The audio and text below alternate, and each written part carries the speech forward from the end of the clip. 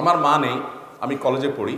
আমার বাবা আরেকটা বিয়ে করেছেন, আমার 2 বোন এবং সৎ বোনরাও রয়েছেন। আমাদের পরিবারের কেউ ইসলামিক মাইন্ডের না, তারা কেউ পর্দা করে না। আমি যদি ইসলামিকভাবে পর্দার সাথে থাকতে চাই তাহলে আমার বাবা আমাকে বাধা দেন। এখন আমি কিভাবে কি করব? আমার বাবা দিনী ছেলের সাথে বিয়ে দিতে চান না, এতে আমি কি নিজে পাত্র নির্বাচন করতে পারবো কিনা দিন ইসলাম দেখে? এই প্রশ্ন আমাদের হাজারো বোনদের। আমি বলি, ওই লোকের চাইতে বড় কপাল পড়া কে যে এরকম একটা মেয়ে পাইছে, যে মেয়ে নিজের চরিত্রকে হেফাজত করতে চায়, যে মেয়ে আল্লাহর হুকুম মতো চলতে চায়, তারপরও বাপে চায় সে আল্লাহর হুকুমের বাইরে চলুক। এর চাইতে কপাল পোড়া বাপ আর কে হতে পারে? কত বাপ আমাদের কাছে এসে কান্নাকাটি করে। গতকালকে এয়ারপোর্টে এক ভদ্রলোক লন্ডন থেকে আসছেন, উনিও যাচ্ছেন সিলেট, আমিও যাচ্ছি সিলেট। আমাকে ধরছে, হুজুর খুব কাঁদছে, খুব কাঁদে দিস। আমার খুব তাড়াহুড়া ছিল, আমার ফ্লাইটের টাইম হয়ে গেছে। তারপর সে আমার ছাড়ে না, বলে হুজুর একটু আপনার পাইছি। বলি কিসে?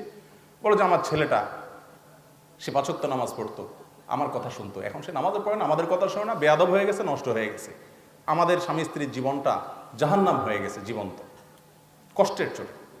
তো যে মা বাপ সন্তান আগে থেকে মানুষ হয়ে গেছে, আল্লাহর পথে চলতে চায়, তাকে বাধা দেয়, এর চেয়ে কপাল পোড়া মা বাপ আর নাই।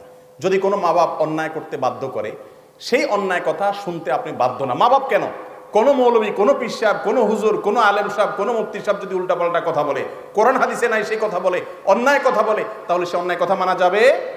এই যে একটু আগে আমি একটা ভুল ফতোয়া দিলাম, আপনারা সবাই চিল্লে উঠছেন না, ভুল।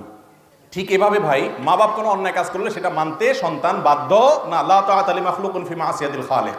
আরেকটা কথা হলো, মা বাপ যদি মেয়েকে বা ছেলেকে বেদিন ছেলের সাথে মেয়ের সাথে বিয়ে দেবে, পয়সা ছাড়া আর কিছু বুঝে না, তাহলে সন্তানের রাইট আছে ওই মা বাপকে এড়িয়ে অন্য কোনো অভিভাবক, ইমাম সাহেব বা গুরুত্বপূর্ণ মান্যগণ্য এলাকার কোনো ব্যক্তিকে অভিভাবক বানিয়ে উপযুক্ত পাত্রের কাছে বিয়ে করা। কারণ যে মা বাবার কাছে দিনদারির কোনো গুরুত্ব নাই, শরীয়ত তার অভিভাবকত্ব থেকে হরণ করে।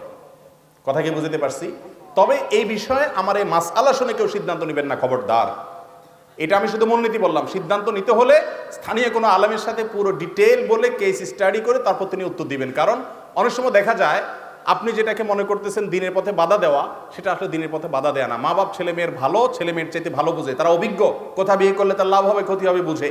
এই জন্য আপনি খুব সহজেই তাদেরকে বদ্দিন এটা বানানোর অধিকার নাই। জাযাকুমুল্লাহ খাইর।